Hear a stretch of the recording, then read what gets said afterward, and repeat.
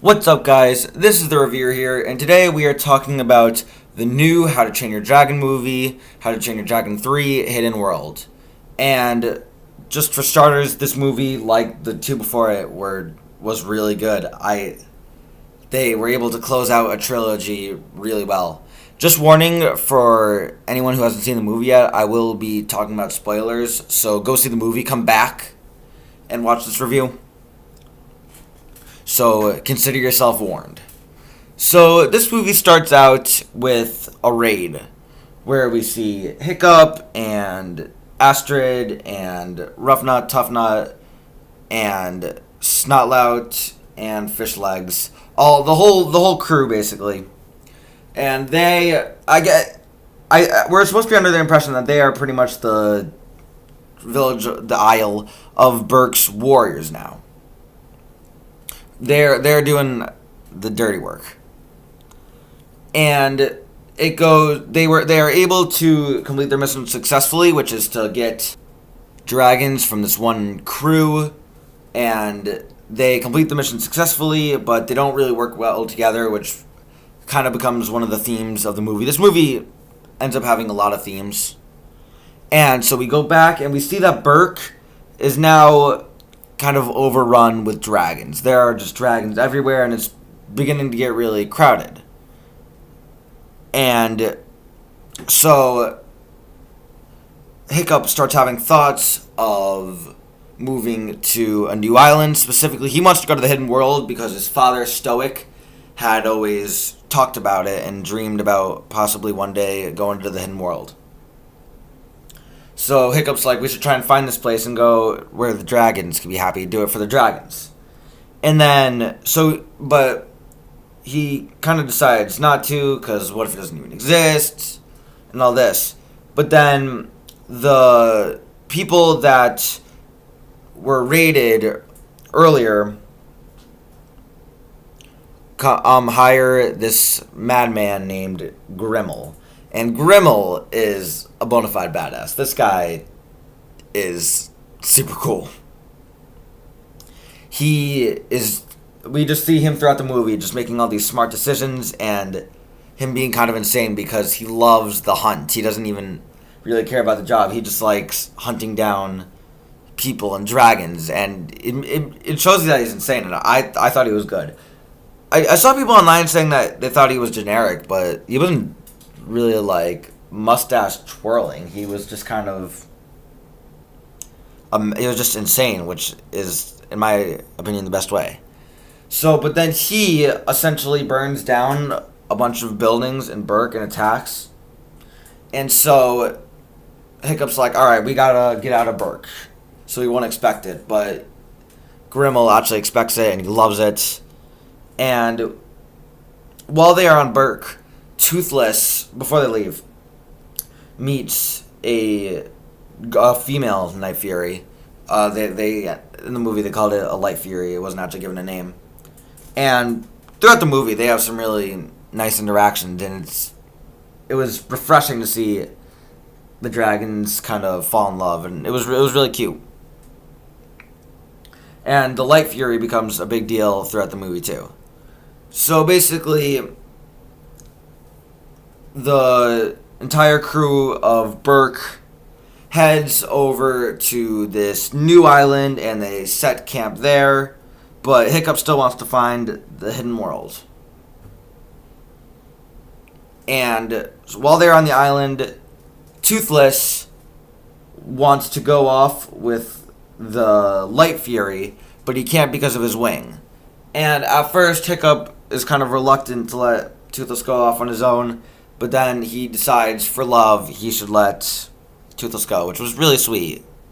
It shows that it's not just his pet. They have like a real mutual respect for each other, which is a lot of what the movie goes for. Kind of like how they're both a little bit injured, and how really they're not just... They're trying to show that the dragons are not just like horses. They are equal beings living in this world of Berk. And so Toothless goes off, and Hiccup gets a little bit worried, and Astrid takes Hiccup to go find Toothless, and they end up actually finding the hidden world. This was what was a little bit weird about the movie was the title of the movie is The Hidden World, but we only really see the hidden world once. It doesn't really play into the plot much. It just kind of is there for a title, basically. So it was just a little bit misleading, I guess. But they find the hidden world, and they see that Toothless is running it, and then they end up going back to the island, and we kind of get our final fight with Grimmel. And the final fight was also really cool. Like, Grimmel just making all these smart decisions, but still... But then, as they go into the closing, the teamwork of everyone, which was the theme at the beginning of the movie, everyone comes together and is able to defeat him. And there's this really powerful moment where basically Grimmel has shot Toothless, and Toothless is falling. At the same time, Hiccup is holding on to Light Fury, and Grimmel is hanging on to Hiccup. And basically, Hiccup decides that he would rather Toothless live than himself. He sacrifices himself for Toothless. So he lets go of the Light Fury and allows the Light Fury to save Toothless as both Hiccup and Grimmel fall, which is a really heroic moment.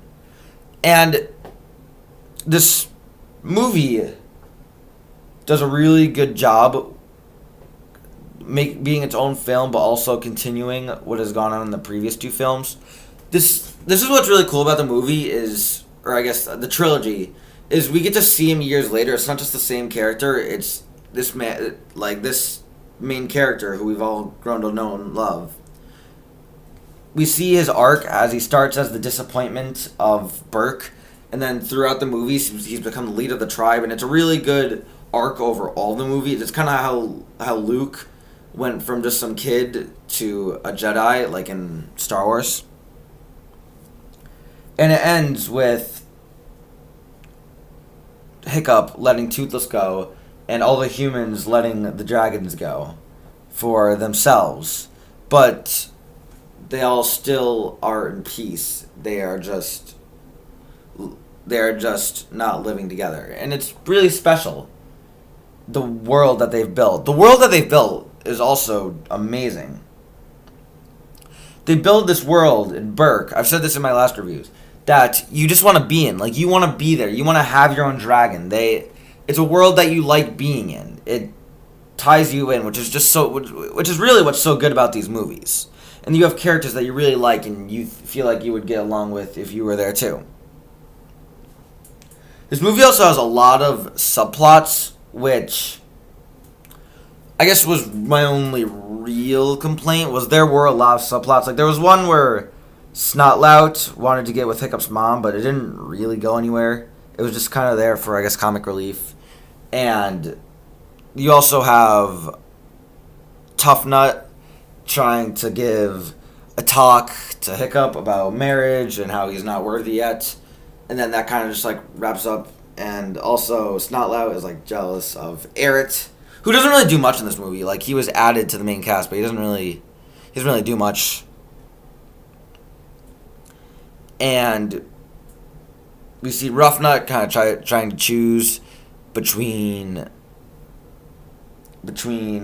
Fish Legs and Snotlout, but then she, like, chooses Fish Legs. There's just, like, it's just a lot of those, like, subplots that are kind of going on, which take away from the movie a little bit. It almost felt a little bit like filler from the main story.